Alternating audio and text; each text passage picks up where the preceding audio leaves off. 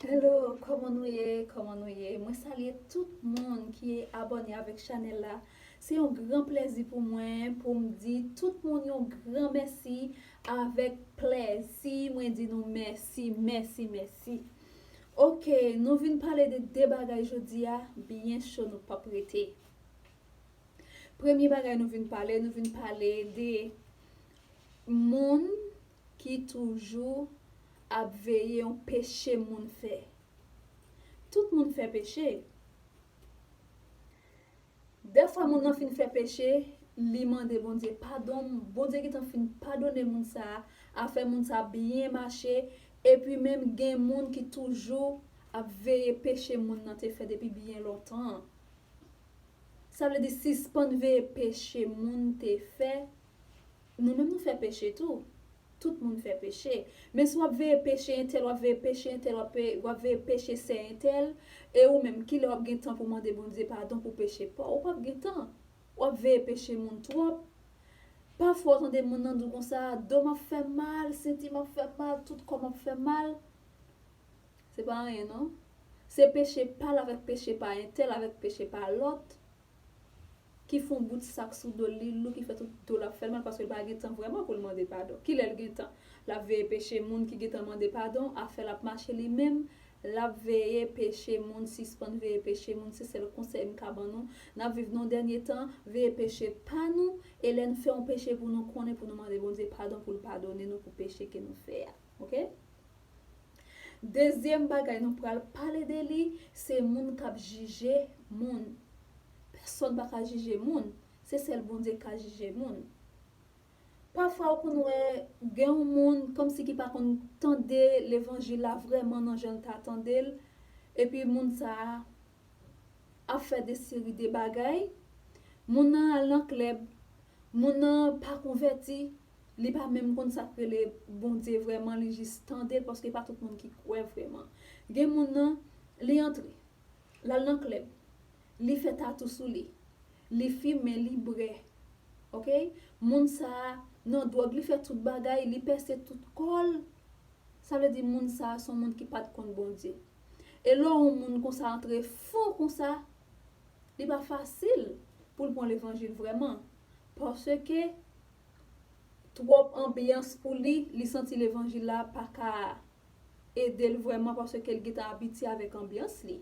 Ça veut dire si on monde qui dans l'évangile bon Dieu faut grâce ou pas passer dans étape ça ou c'est pour dire bon Dieu merci et monde ça même qui te passer dans étape ça bon Dieu longe mille vous comprenez ça m'dou là li rentre li prend monde ça hôtel de ya li mettel dans public.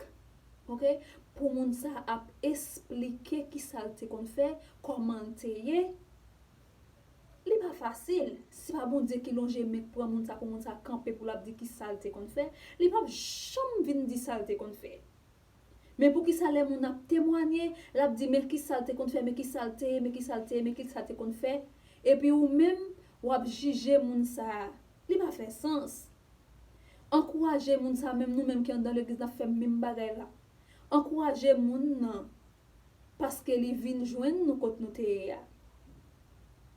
Vous comprenez? Parce que l'on juge moun nan, ou pi bon passer, ou pas pi bon passer, moun nan ou juge elle ka sauver pour rete oui. Ou pas juger moun nan, bon Dieu pas devenir pour moun qui bon seulement non. Nous suspend juger moun.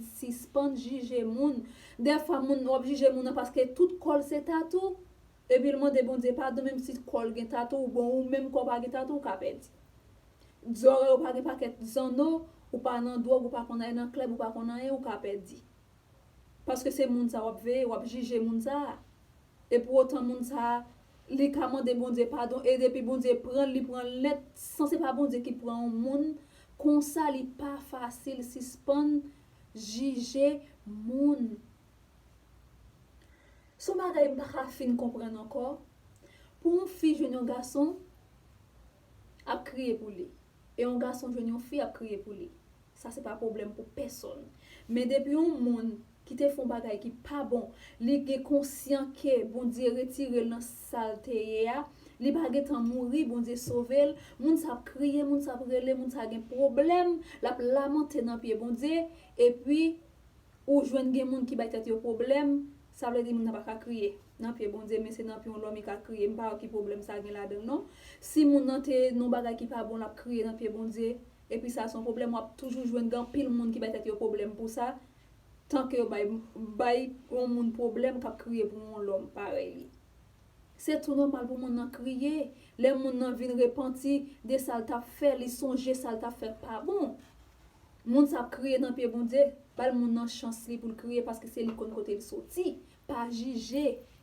Suspend juger moun, pas juger moun, quitter moun nan, c'est moun nan connaît côté le sorti avec bon Dieu, mais si moun nan si bon Dieu prend moun nan, vous comprenez? Moun nan prend bon Dieu prend moun nan côté le ya, li senti côté le ya pas de bon vraiment, bal moun nan chance li. Des fois toujours joine moun qui dit comme ça, oh oui, li vinn bay bon Dieu ti reste là, ça c'est pas regarder. Ça c'est regarder bon Dieu accepte reste là moun nan bali ya. Bon et ou même ou pas reste.